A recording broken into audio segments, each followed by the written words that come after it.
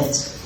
During Mr. Golding's first year, four-year stewardship, he has successfully passed 121 acts of parliament, including the Dangerous Drugs Amendment Act of 2015, also known as the Ganja Law, PP.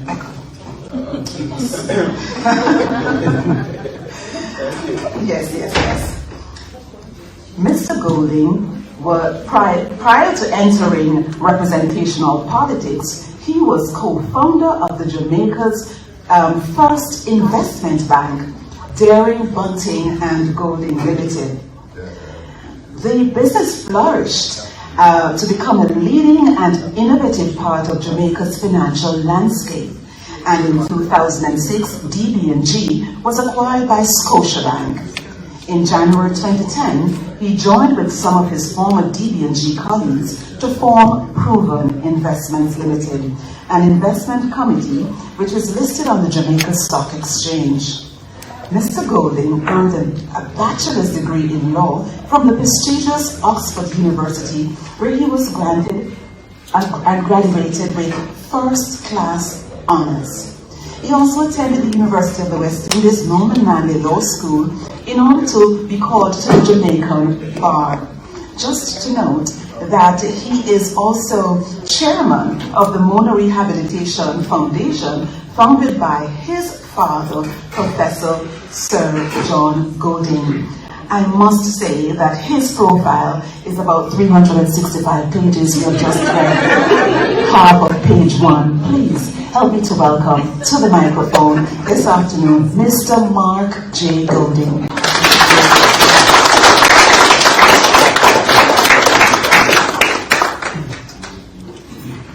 Thank you very much, Caroline. When I listened to that, I realized some of the things should be in the past tense, really, to do with what seems like a very prior life when I was an active investment banker and corporate lawyer. I'm now sort of semi-retired from those roles, though I do dabble a little bit from time to time. First of all, I'd like to thank the Rotary Club of Kingston for having invited me to speak to you this afternoon. I wasn't sure if it was going to go ahead, given what Jamaica has been going through in the past week or so, but it shows the level of resilience of the Rotarians that they don't let these things knock them too far off of their schedule and they keep going. And I wanted to offer a word of congratulations to the new officers, including Sixter, who I know in other capacities, and wish you all very well. I'm not sure, is it a 1-year tenure? How is it 1 year? Well, I'm sure you'll have a successful year ahead of you. I propose to speak on issues to do with Jamaica's present and future. I'm not going to speak for very long, you'll be glad to hear.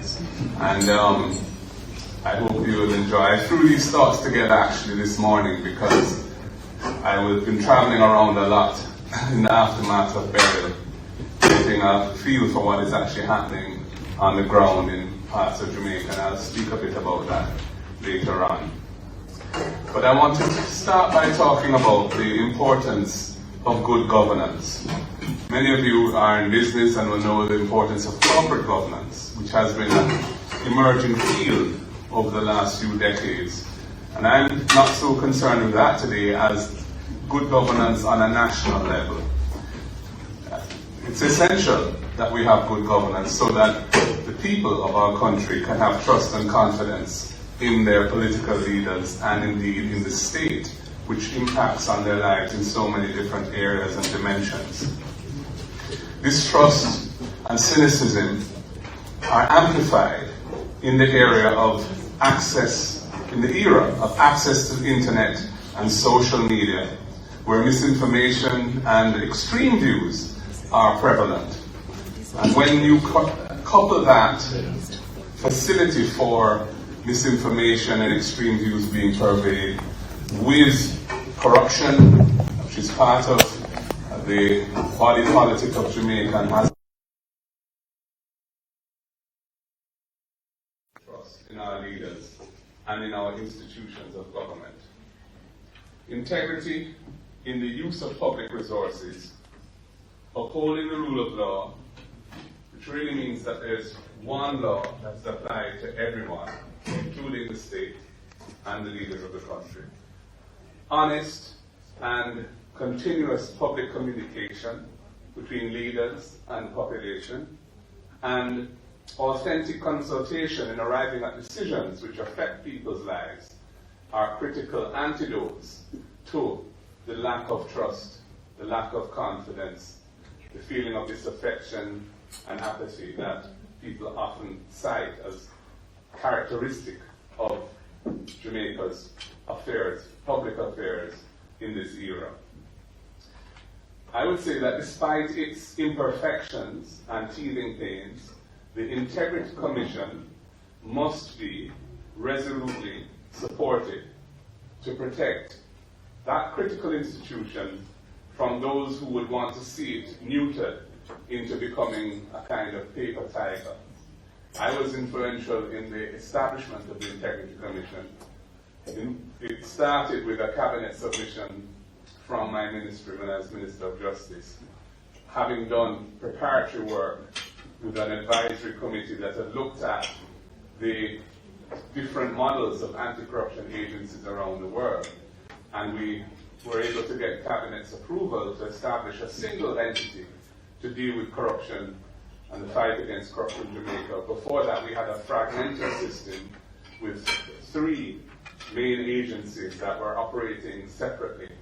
And there was a strong feeling that that was not the best overall structure. And the Integrity Commission was an attempt to deal with that. And it has extensive powers of information gathering and sharing. It can receive information from tax authorities and law enforcement, local and foreign, and share information with them as well.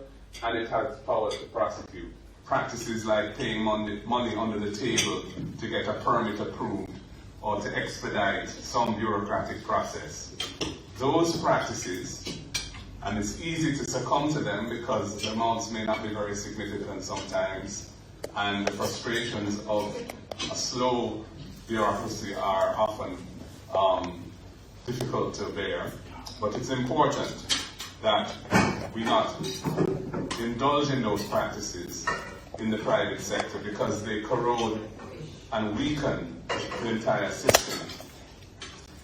On the other hand, bureaucratic processes must be kept under constant review to eliminate unnecessary bottlenecks and to change rules that frustrate progress in business. The bureaucracy is a rule-based system, so we need to be nimble and flexible in modernizing laws and rules which are no longer relevant or fit for purpose. And I feel this is something that Jamaica has made progress in fits and starts. There have been times when we have done significant work to improve bureaucratic processes. I can think of, for example, when we established a single form, a super form, when you're forming a company or a business.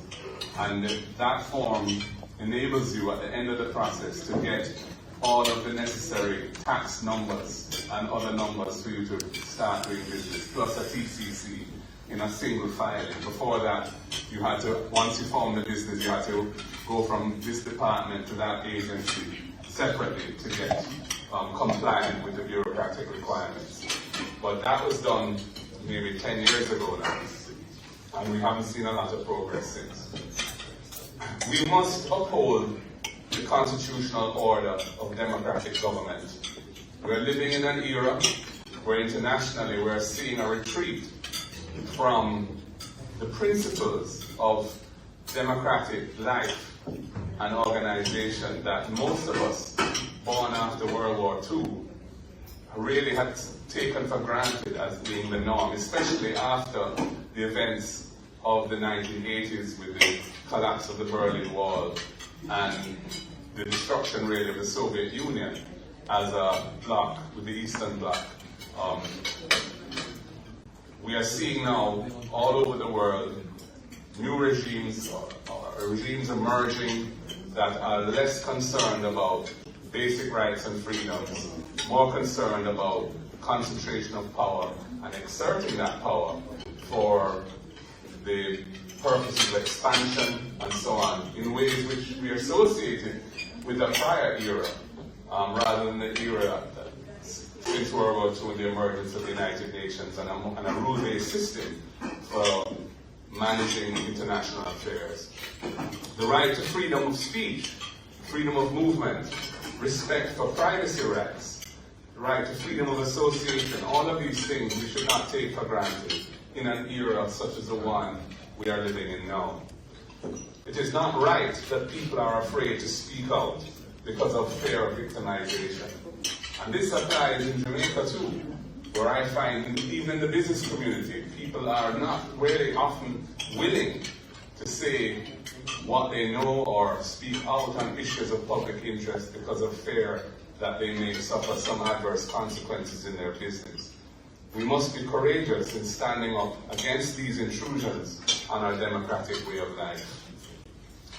In terms of policy, pragmatism rather than ideology must guide our decision-making at this stage in our development. Ideology is necessarily divisive, while most Jamaicans really just want a nation that is united and pulling together in a common direction. Sensible ideas to address practical problems can come from the center, from the left, or the right. And recognizing that was one of the hallmarks of Lee Kuan Yew's great success in moving Singapore from a low-income third world country to a high-income, sophisticated first world country. Pragmatism in decision-making rather than adhering to a particular ideological position. However, pragmatism does not exist in a vacuum, but must be guided by core principles. And in my case, what I regard as the core principles guiding a pragmatic approach are, first of all, integrity in public service and in managing public resources, equity, especially in providing access to opportunities to the population so as to make the society more fair and cohesive, and social justice, to eliminate those aspects of our society which result in some people being treated as more important or more valued than other citizens, maybe based on where they live, where they grew up, how they speak, how they look. Social justice is a real issue in Jamaica because we're coming out of a colonial past, which was a stratified society, where the elite controlled all the assets of the country and the vast majority of the population did not have full rights and freedom. So that's our history. And there are all sorts of legacies of that, some of which still exist and linger on, and which must be addressed.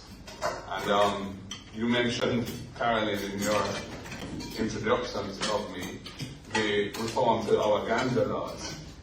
And that's an example, from my perspective, of social justice at work, because prior to that reform in 2015, there were over 10,000 young Jamaicans typically who came into conflict with the law, ended up with a criminal record for personal use of ganja, which is and has been for many years a pervasive practice in the country. And it provided congestion in the lower courts, and it also, through the criminal record, meant that they couldn't get employment in the public sector, often couldn't travel abroad. It was a stigma that they carried for much of their lives going forward. And it also was a source of contention between the police and young men in particular. And the Mario Dean case, the infamous case, which is still unresolved, where a young man, Mario Dean, was arrested for a spliff and ended up dying in jail. He was beaten to death in jail. That was an example of what can go wrong when you have laws that are not proportionate or relevant any longer. So social justice is still a very relevant need in Jamaica. Access to beaches are another aspect of this. Many Jamaicans can't have access to a beach because the nature of the tourism industry that we have built and continue to build out which is an enclave system, doesn't provide the necessary balances in the needs of the population in relation to beach access. So that's another area where there's a call for social justice out there. In economic policy, we must protect the macroeconomic gains that Jamaica has made over the last 11 years. Fiscal discipline is non-negotiable. We've worked too hard to get to where we are now, to give it up through irresponsible policy making. We will achieve our debt to GDP target of 60%, and we will manage the public finances so that our public debt is kept at sustainable levels. These represent commitments which I think cross political lines based on the journey that it has taken to get Jamaica to this point. And we can be proud as a nation where we have reached with this, because it's not that long ago when we were struggling with a massive public debt of 148% of GDP, and the vast bulk of each year's annual budget. Each year's budget was taken up with interest payments on that debt, and it crowded out so many other forms of necessary expenditure. In Jamaica, $924.4 billion is the amount projected to be collected by the government as tax this year, this fiscal year. 924.4 billion. And that is 28.1% of GDP. And this compares with 411.9 billion that was collected in 2015-16, which was at that time 24.4% of GDP. So taxation collected each year has gone up as a percentage of GDP by close to 4% over that period. Over the last 8 years, taxes collected per capita in Jamaica has more than doubled. So the amount of tax collected per person in Jamaica over the last 8 years has more than doubled, moving from $190,000 per person per year to $342,000 per person. The growth in taxation is significantly higher than the growth in inflation over that period. So no new taxes clearly has not meant no more taxes. It is the success of the modernization of the tax system which was a key element in the structural reforms of the IMF program that enabled our public debt to be cut in half over this same period, from 147% of GDP to roughly 72% or thereabouts, is where it's projected, I think, to be at the end of this fiscal year. However, high levels of taxation are a burden on an economy and on the people, and it contributes to the disappointingly low levels of economic growth that have been a feature of the Jamaican economy for a while, but in particular during the post-IMF program, when the reforms, the success of the reforms, it had been hoped would have heralded an era of much more rapid growth, and that really hasn't happened. And I think the fact that the tax system is generating so much revenue to bring down that debt has been one of the factors as to why the economy hasn't grown more rapidly than it has. The growth in taxation, as I said, is significant over this period, and we need to look at it. And high levels of taxation mean that as we achieve a sustainable debt level, which we're getting to, the target being 60%, by the end of this fiscal year we're expected to be 72%. The projections of the government are that the target, which is supposed to be met by March 2028, or 60%, is actually going to be met a year early. So that creates a new paradigm, I would say, because as we achieve sustainable debt levels, the opportunity for growth-inducing tax reforms once again emerges. And the point there is this: when you have high levels of debt, the fiscal effort to bring it down in a relatively short space of time has necessitated the kind of tax cake that we've had. As we get to a point where we've achieved sustainable debt levels, then choices can be made as to whether you want to rebalance aspects of the tax system to bring the overall burden of taxation down somewhat, especially in areas which would be inducing of growth, would be promoting growth in the economy. I don't propose to provide a survey today of our policy ideas. We don't have time for that. But in general terms, we believe in investment in human capital to build a highly productive workforce that can support investments in globally competitive, high value-added industries. Education and training are therefore priorities for us. We see the need also to broaden the economic base of the country, which is too dependent on remittances and tourism, and therefore is vulnerable to either of those being hit for whatever reason. And we see, for example, agriculture and agro-industries as an area which can drive rural development, reduce rural poverty, and also provide a more resilient economy to the country. And Jamaica has some competitive advantages in aspects of agriculture because of the quality of the products that we have, whether it be ginger, coffee, turmeric, sea island cotton, etc., etc., etc. The health system needs to become more responsive to the needs of the population, who currently have to endure serious indignities when they need health care. And that is a real issue that needs to be addressed. So those are some of the broad areas of that we will be focusing on as a government.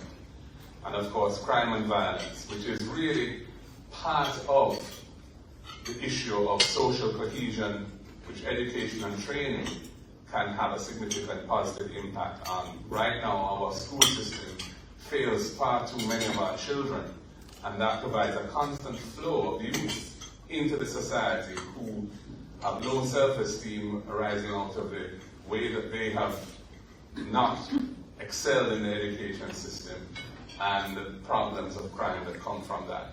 So we believe in being very tough on crime, but we also believe in being very tough on the causes of crime. We can't really achieve a sustainable approach to reducing crime unless we deal with both the crime itself and the causes of crime. I'll just move to where we are this week. We're meeting at a time when the greatest challenge to mankind at this time, climate change caused by global warming, has struck a blow to Jamaica. The toll from Hurricane Beryl has been heavy, especially along the southern sections of Clarendon, Manchester, and St. Elizabeth. I mean, we talk about how lucky we are, and it is true. We were extremely fortunate that that hurricane didn't actually cross Jamaica. But it was such a powerful storm, and it came so close that the sections of the southern coastline of Jamaica that were exposed to the winds around the eye got really badly hit. And I have toured some of those. Southern Clarendon, Portland Cottage, Rocky Point, going round into southwest Clarendon, southern Manchester going across to like Alligator Pond, and of course, southern St. Elizabeth. That is really a continuum of destruction that, unless you go there, you probably won't recognize the scale of it. It is quite significant. It is really more than significant. It is remarkable. And of course, the resilience of our people will be tested, but I know we will pass the test because Jamaicans are such a powerful people, especially when we pull together through adversity. Many homes are damaged, some completely destroyed. The electricity transmission and distribution infrastructure has been severely disrupted. A massive and prompt response is needed to address people's urgent needs. Hurricane Beryl has been a wake-up call as to our vulnerability to the impacts of global warming. The government had established a multi-layered arrangement to help fund the restoration efforts from natural disasters, especially hurricanes. And we've been told that $4.5 billion has been set aside from two funds that have been established. One is a contingency fund, and a more recent one, which is a disaster risk mitigation fund or something of that nature. Then there's another layer, which is the CRIF, which is the regional insurance arrangement, an insurance program that was established about 20 years ago after Jamaica's advocacy for the need for such a thing, because recognizing that countries, small island states, when hit by a hurricane, often can't afford to take on debt to address the restoration from the damage. And I want to salute Omar Davis, who was very involved in the advocacy for the need for that insurance arrangement, which is called CRIF. And that is going to yield another $2.5 billion, we've been told, towards Hurricane Beryl restoration. So we have $7 billion that is available without requiring borrowing, and that's good. And there's approximately 50 million US, which is available to JPS, in an OUR regulated electricity disaster fund, or EDF, which you and I, the Eli bill, we contribute to that in every bill, and that fund exists. So, and it's specifically for the restoration of the electricity infrastructure if damaged through a natural disaster like we've gone through, where the costs go above a certain threshold. Below that threshold, JPS really self-insures and has to address those costs itself. But once it goes beyond that threshold, they can draw down on this fund to help pay for the restoration. And of course, there's this famous catastrophe bond, which is another layer of protection to address the most severe storms. Unfortunately, we will not be able to access funding under that for Beryl, because the storm, despite the damage, wasn't sufficiently perilous to us to trigger a payout under that bond. And it's an expensive financial product. It's costing us a little over 12% of the amount insured per year. And I think the amount insured is 150 million US, something like that. So, it's a very profitable business for the people who provide the bond, because they're getting a tremendous yield on it. But, it's good to have coverage for the very worst storms, which is what that cat bond is designed to achieve. But on the other hand, when you have a bad leak like we have suffered and you can't draw down on it, it's it will be questioned as to whether it's worth the expenditure. We await to hear from the Minister of Finance what his financing plan will be for dealing with the restoration of the damage from Beryl. We are at the early stages of what is projected to be a very busy hurricane season. This storm hit on the 3rd, I think, of July. And we know that hurricane season now goes all the way to November. So we don't know what we could be looking at in terms of future events in the next few months. And that, no doubt, will have to exercise his mind as to what extent he uses the resources that he has to fix this storm, as opposed to keeping something in the kitty, so to speak, for what may come later in the season. And we look forward to hearing from him as to how he plans to balance that. The Prime Minister told Parliament on Tuesday that the preliminary estimate of damage to main roads alone, and main roads are just 20% of the road network. Most of the roads are parochial roads or farm roads.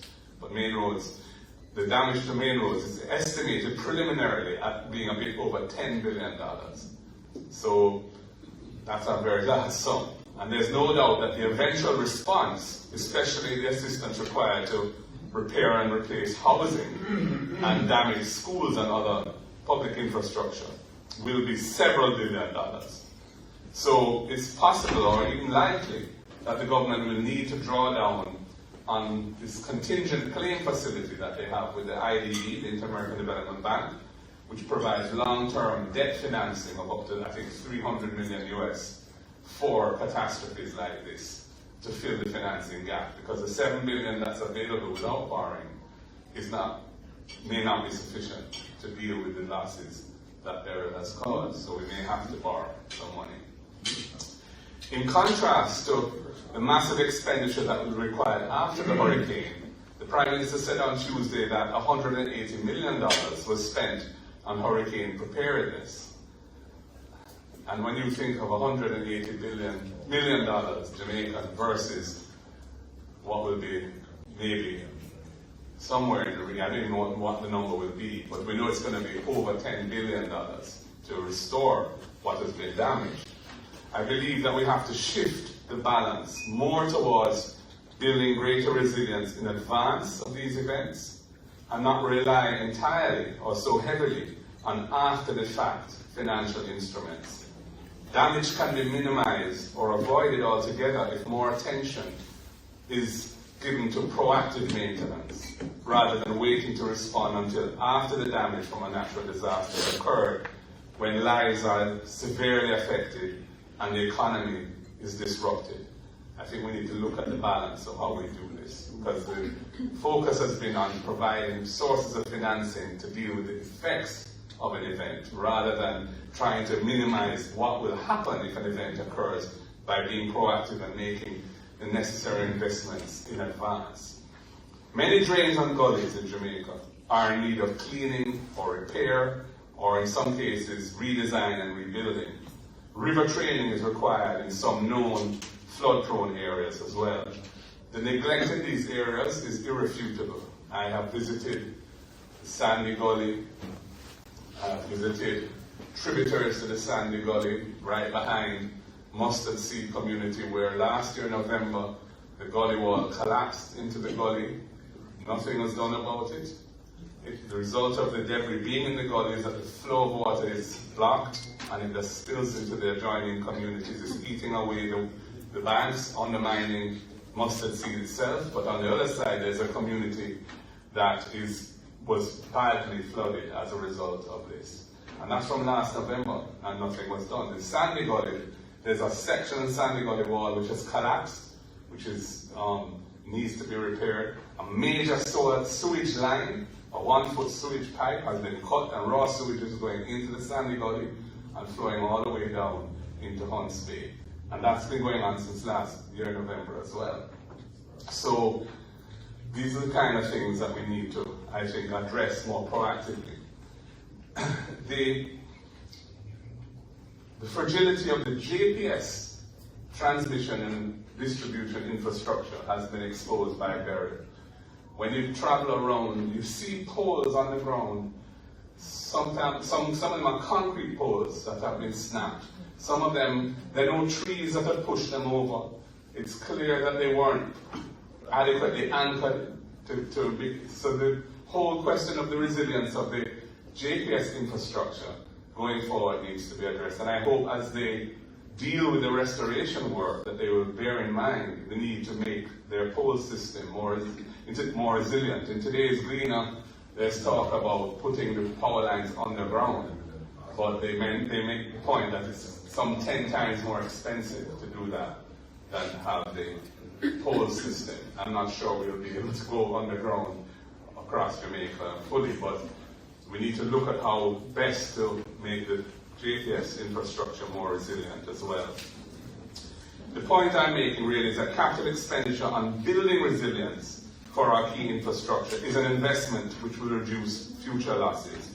It is better to finance more upfront to build resilience and reduce the scale of losses from an event than to rely overwhelmingly on financing the response to the disaster caused after the event occurs. If you're going to have to borrow, you may as well borrow up front in a managed way to reduce your exposure to losses and do the necessary works that need to be done, rather than wait for the event to happen. Lives are disrupted, the economy is disrupted, and you're borrowing funds to address that. In the meantime, over a week has passed since the hurricane.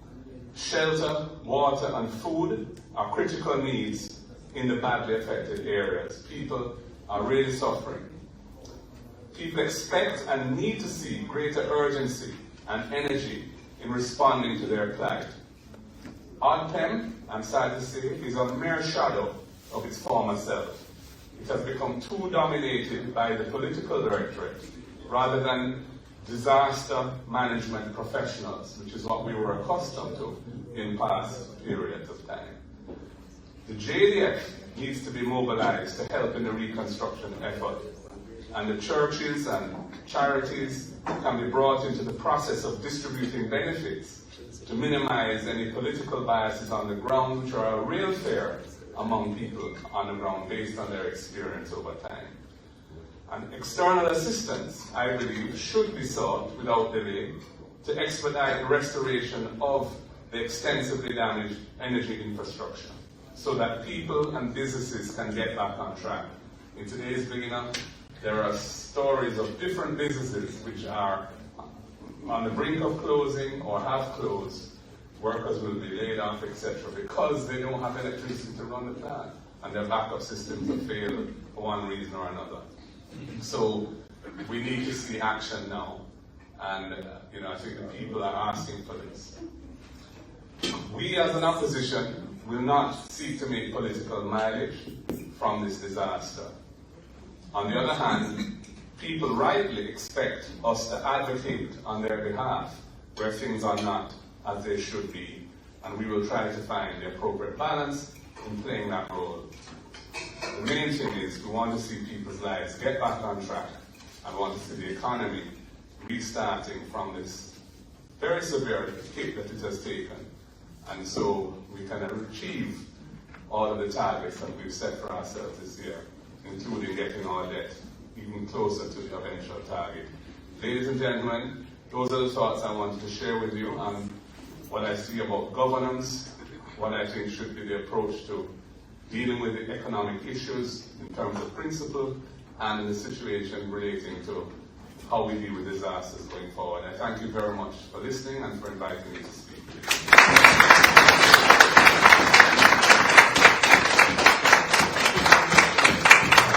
Thank you, Mr. Bowden. I'm sure you are able to take questions at this time. Yeah. All right. Any questions from the floor?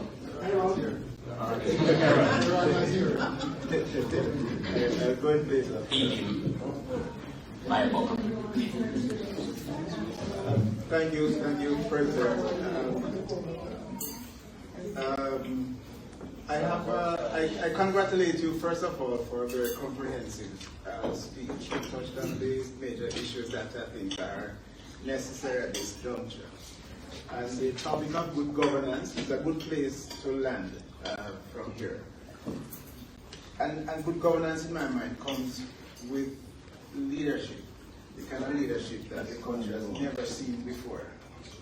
And I'm wondering, in your closing, you mentioned that, well, we have matured, our politics have matured, so this is not going to be a political football. But what if we can just, as a part of good governance, form a coalition with the government? So you, yourself and the Prime Minister, you're not acting separately, but you form that coalition that is going to address this issue. And you would then move this good governance from an abstract construct to pragmatic, like you mentioned, pragmatism is necessary now, to a path where the country can coalesce around this big issue in terms of the recovery. And that is the kind of leadership that the country needs now. And I'm not seeing it. And I think it's an opportunity. They said you should never let a crisis go to waste. And I think this is one such opportunity.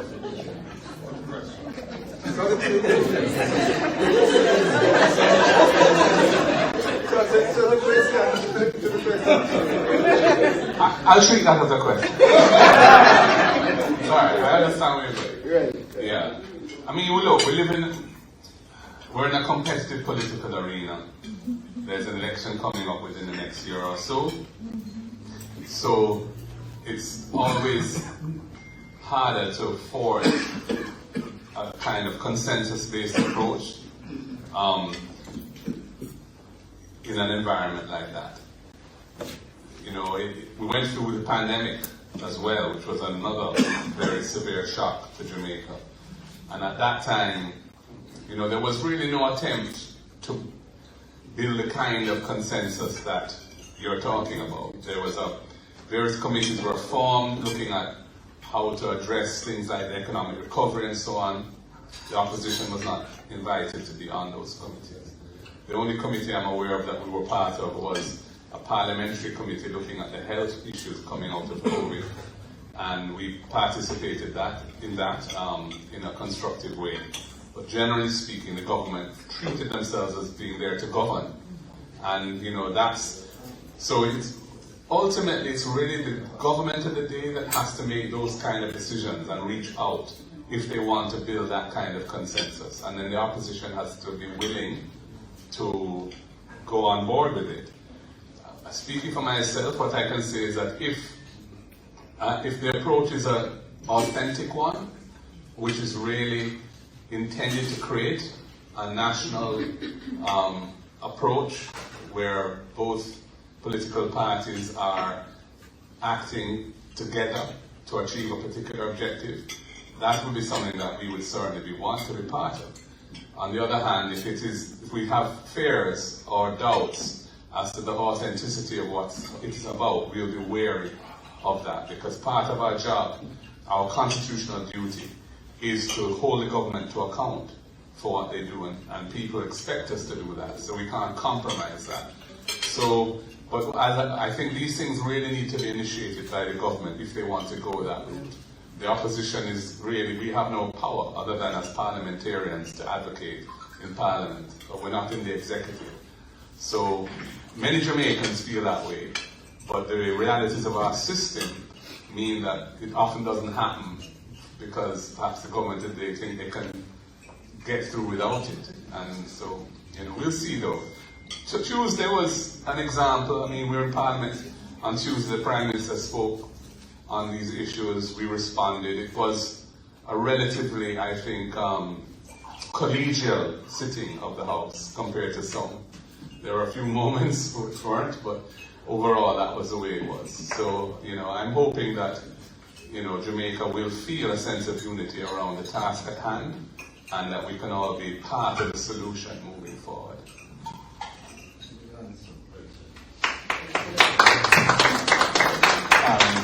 Thank you very much, Mr. Golden. Yeah. Go ahead. One more question. Just one more question. Me? Oh, okay. It's not compulsory. Good afternoon, President Sixton again. So, Opposition Leader, thank you for the presentation. Our meeting this week, we had AG Stephen join us to talk about the Rotary's efforts around disaster relief. But one of the things we discussed is that we wanted to move from relief to resilience. And one of the things we see, looking at the coverage of Beryl, is the issues where people live. They are like man-made disasters, the natural disaster comes and kind of compounds the situation. And I think there's been a consistent lack of will among the political director to kind of take certain actions to save people from themselves. It's complicated because colonial history will have people being displaced and kind of end up in places where they shouldn't be, etc. But what are your thoughts on that particular issue around our resilience? And that's an excellent question on a difficult topic. Sporadic settlement along gullies and in areas where they're exposed to potential risk, those people need to be relocated. It must be done in a humane way and in a way that doesn't totally disrupt their lives or leave them at some disadvantage. On the other hand, there are well-organized communities where people have invested significant resources, their life savings, which are more exposed than they should be to flood risk in particular. But where those risks are exaggerated and exacerbated by inadequate attention to the infrastructure around them. So I'm thinking, for example, of the Weiss Road settlement in Bull Bay, which has been flooded a few times with the river that is beside it. The Gibeon baskets that were in place have not been maintained.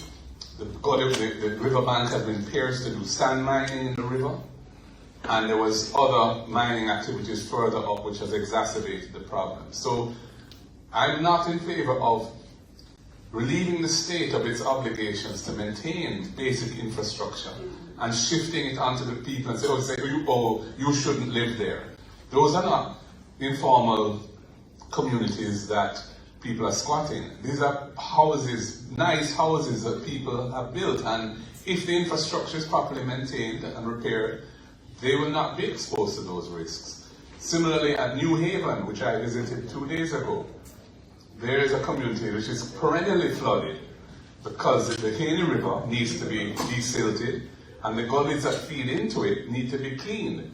And because those things are not being done, and there's one area which needs, I think, some redesign, where there's a major drain that goes into the joins of the Haney River and where it flows under, I think it's Spanish Town Road, and the residents tell me the force of the water coming from uptown down that drain into the river causes the river to back up into their community.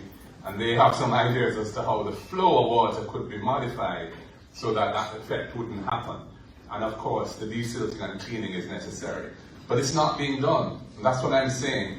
We need to be more proactive in maintaining the infrastructure, and especially in these sensitive areas. It's not, I think, fair to them to say, let us have to move. These are hundreds, sometimes thousands of people, and they have built their homes there, and there's nothing, I would say, there's no necessity for it to be the way it is. If the infrastructure, if it's treated as a sensitive area, and the necessary work is done on a regular basis to make it safe for them.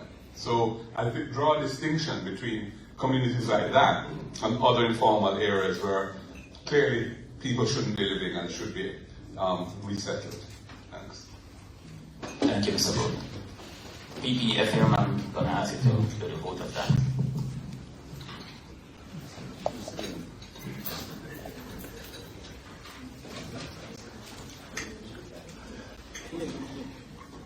Mr. Bode, on behalf of our president, our fellow Rotarians, both visiting and our home at home Rotarians, and of course our visitors, I'd like to thank you very much, sir, for this very structured and informative presentation. I'm sure, like all of us, we have done a lot of reading since